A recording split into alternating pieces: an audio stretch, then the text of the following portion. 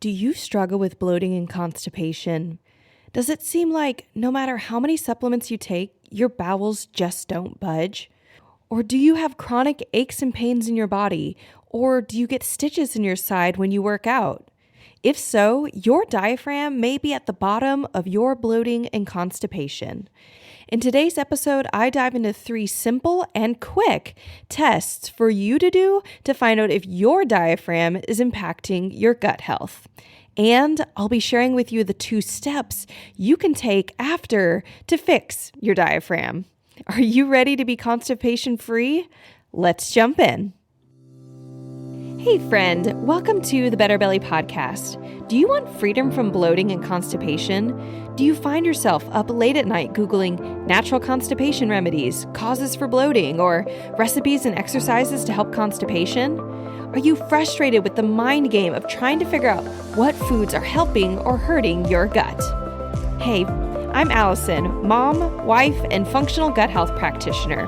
At a young age, bloating and constipation were my constants. I didn't know what to do and wished I could just live a normal life focusing on my passions, my job, and my family.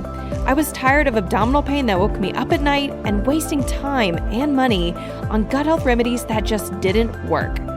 Breakthrough moment, the functional medicine and osteopathic approach to gut health. In this podcast, you will find natural remedies for bloating and constipation, practical, doable belly exercises and massages, and debunk the myths about what really is causing your tummy problems. So toss out those laxatives and say goodbye to that embarrassing gas. Your gut health is calling. And just as a reminder, this information is not meant to diagnose, manage, or treat disease. Always consult with your own health practitioner before you make any changes to your health. So I've restarted this podcast in the beginning several times now because I'm so excited to bring you this content. I feel like the diaphragm is not talked about enough when it comes to chronic constipation and problems with gut health in general, including also bloating and acid reflux, which are honestly the top 3 things that I see the diaphragm getting involved with all the time, and it's just not being addressed. If you want to learn more, and I'm talking about super in-depth, really awesome, kind of talking about anatomy and physiology of all of the things behind what I call the gut-breath connection, check out episode 46. It's linked in the show notes. This is my episode where I really get into all the nitty-gritty, but the superficial or kind of summary of all of this is your diaphragm is like a bellow. And when I say bellow, it's like that thing that people used to use to pump air into maybe a fireplace, basically push air into a system, often like a fire, to heat something up, because the main thing is it's pushing air. Your diaphragm is this bellow that is pulling in air to your lungs. But as it's pulling in air, it's actually pushing onto your abdomen, all the contents of your abdomen, which is in large part digestive organs that are churning your food and moving things around and host your gut microbiome and help keep your stomach acid in your stomach and not coming up your esophagus. If that bellow, that diaphragm, is not able to move well, maybe it's stuck in one part or multiple parts, then you are not going to get appropriate, what I call massaging of your abdominal contents, and you're not going to stimulate the nerves, things like your vagus nerve, which actually start in your head and come through your chest and actually puncture. They move, it pierces through the diaphragm and then gets into all your organs there. That diaphragm is supposed to even move things like your vagus nerve. So if it's not moving and it can't move, then, and I'm not talking about, you don't breathe deeply enough. When your diaphragm is truly stuck, you can't breathe deeply, which honestly gets us to our 3 tests. So let's jump in. For these tests, I recommend that you are sitting because that gives you a little bit more of laxity in your body. And when you're laying down, it changes some of the biodynamics of the body and can actually introduce new or differing problems. So I find that sitting is the best way to do this test. And it's convenient. I'm sitting as I record this podcast. I'm going to do this with you guys. The first test that we're going to see is, can your diaphragm lift to the left and to the right. And the way that we're going to test this is I'm going to have you take your hands and put them on the sides of your rib cage. And for positioning, since you can't see me, I want you to just think about your palms are completely on your side. You almost look like this mad kid who's got his hands on his or her hips, right? You know how kids are like, I don't like you, and they put their hands on their hips and they kind of look like a soldier, or, you know, they're very firm, and the hands are and the elbows are like completely to the side. Well, it's that same position, but with your hands on your rib cage. And often for it to feel comfortable, I do recommend to have your thumbs move forward opposed to your thumbs back behind your rib cage in front. So you're kind of cupping your rib cage with your left and right hand on the left and right side. And what you're going to do next, this is the test. You want to see if you can push your rib cage out into your hands left and right. And this can be done with the breath. I honestly find, though, that if you have a diaphragm restriction, and I'm saying this after working with hundreds of clients on diaphragm health in my clinic, the Better Belly Clinic, it's honestly easier to do this without breathing, especially if you have a restriction. So I want you to think your hands are on the side of your rib cage. You can even give yourself a little bit of pressure and think about lifting the rib cage and pushing your ribs into your hands. Now, you might actually have no restrictions, but if you're not used to this biodynamic movement, it might just be a little bit of a brain trick. So again, put your hands on your rib cage, and sometimes, again, pushing into the ribs can stimulate your muscles to kind of think, oh, what am I trying to do here? But you should be able to flare your ribs out. That's what it will look like. If you're looking in a mirror, it will look like maybe what sort of happens to the ribs if you like try to suck in your belly, but we're not sucking in the belly. We're just flaring the ribs. And this is a very different physiological movement for the diaphragm. So this is a yes or no test. Can you do it? Or yes or no, can you do it on both sides? Maybe one side lifts easier than the other. That's a possibility. But does it lift? If they don't lift or don't lift very far, and it should be in a really healthy person, it can be a quite dramatic movement, or it feels really hard. Or when you try it, you feel something in your throat, or you just feel stuck, you failed this part of the test. Now, you might have passed this test, but you also want to pass tests 2 and 3 to really clear out your diaphragm as a restriction, point of restriction. So test 2, you're going to put your hands on your belly. And I like to make a little circle or heart around the belly button for this test. So your thumbs are up towards the top of your diaphragm and your fingers are down bottom towards your pelvis. And the next test is you want to see, can you push out your belly? And this might sound simple or obvious, or like my belly's already sticking out.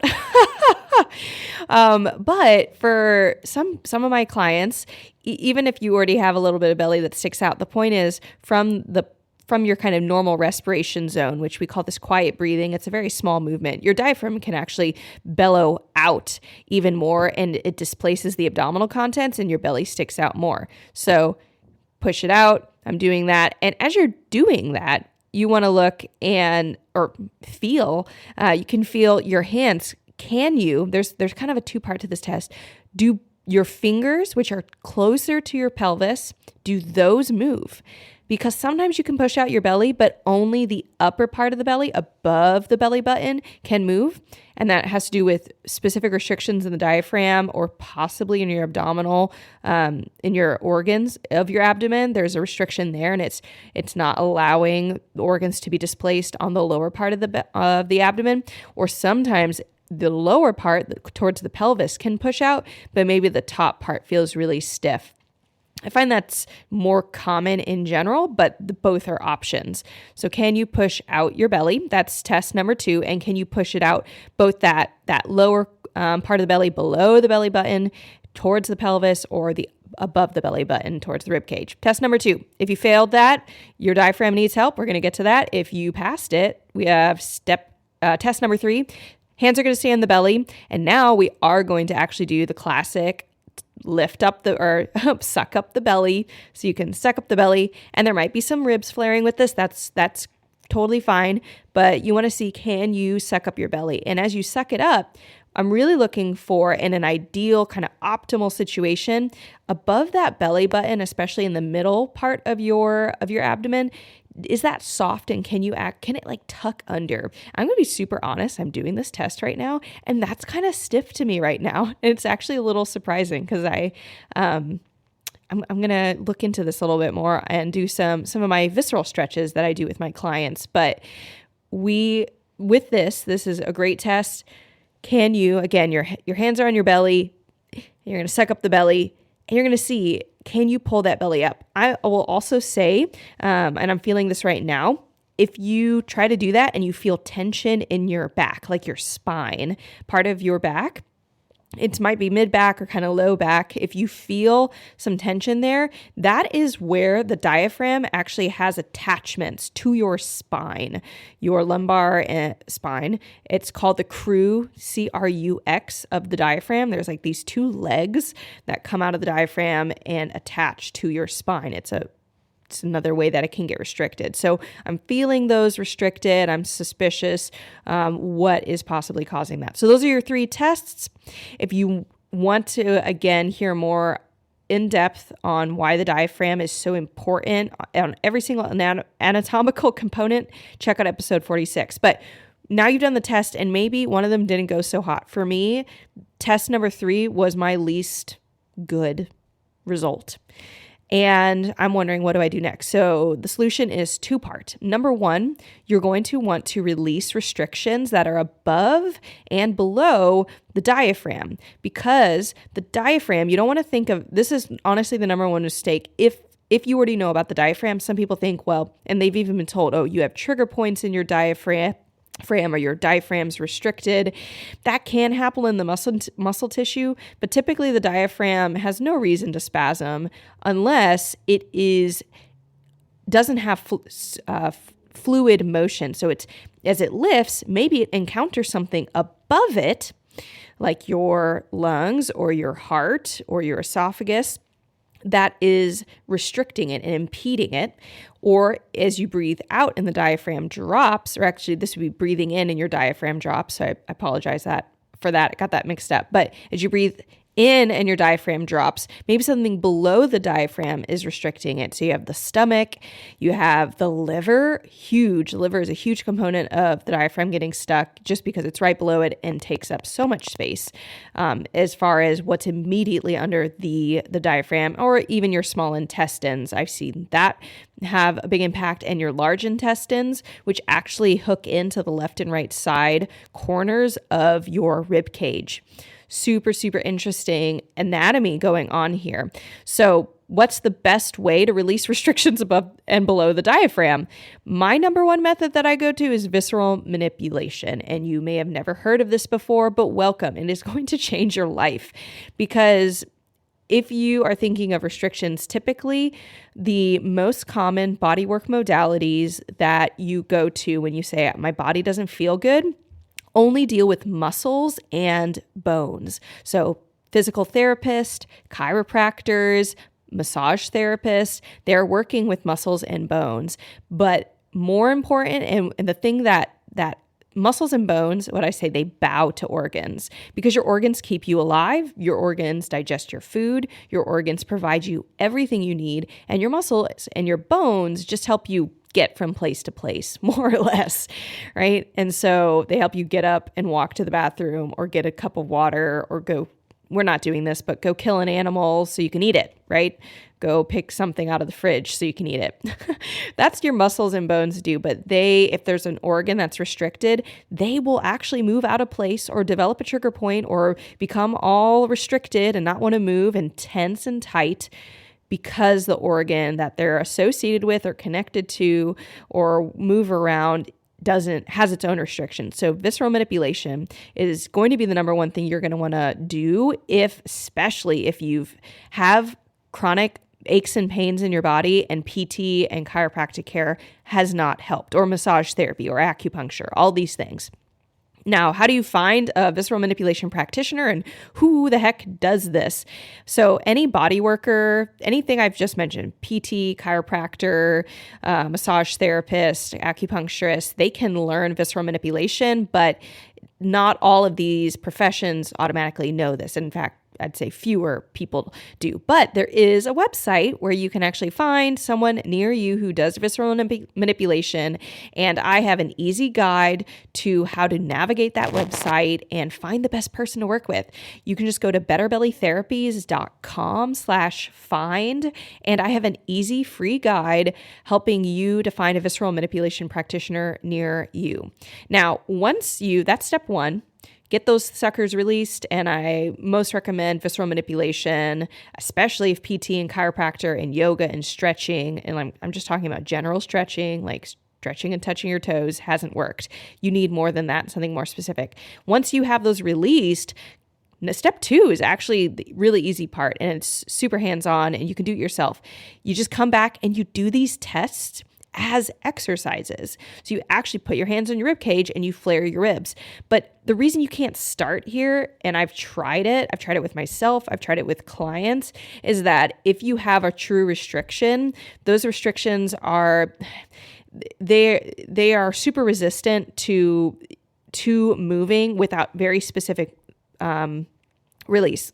Let me give you an example. If you have a rubber band, you are stretching out. If there's no restrictions in the rubber band and you pull either end, the whole rubber band stretches evenly from point A to point Z. But if you put a knot in that rubber band or put a really heavy rock down on it and stretch it, you will stretch only the either side of the restriction, but not the restriction itself. The restriction itself will stay restricted. And so you want that released specifically with the skill set that visceral manipulation has. And then you want to come back, and once that's released, you want to rehabilitate all of those fascia and ligaments and muscles that have been impacted by that restriction by just doing these tests as exercises. So that is it. Those are the 3 tests and the 2 solutions to healing your diaphragm and ultimately getting rid of that chronic bloating and constipation, and acid reflux totally fits into there. If you don't believe me, go listen to episode 46. But I would love to hear, what were your results? I've just created a totally new Facebook group that is free and here to support you, and I would love it for you to join and come in and tell me what you found. I am posting in that Facebook group, just a little poll on what you found was tight in your tests, and I would love to come and support you and be a part of your health journey as you heal your diaphragm and anything else that is keeping you from living a constipation-free life. So just go to betterbellytherapies.com/Facebook or click the link in the show notes and join our Facebook group. I would love to see your face in there and get to interact with you more. If you are new to the podcast, I want to encourage you, hit subscribe so you can catch all the juicy episodes coming up, and also check out all of our amazing episodes in the past. I have so many things here to support you because I believe that no one should live a constipation-full life. You can be free from constipation and bloating, and I am here to help you get there. Lastly, if you thought of a friend while you were listening to this podcast episode, I want to encourage you to take a screenshot of this episode and share it with that friend. I cannot count how many times when I tell someone I'm a gut health therapist that they say, "Oh, I know someone who needs you." So send that friend a love note to their gut and do us a favor and pass this podcast along to them. As for you, I hope you have a wonderful week, and I look forward to seeing you in our Facebook group. Catch you next week.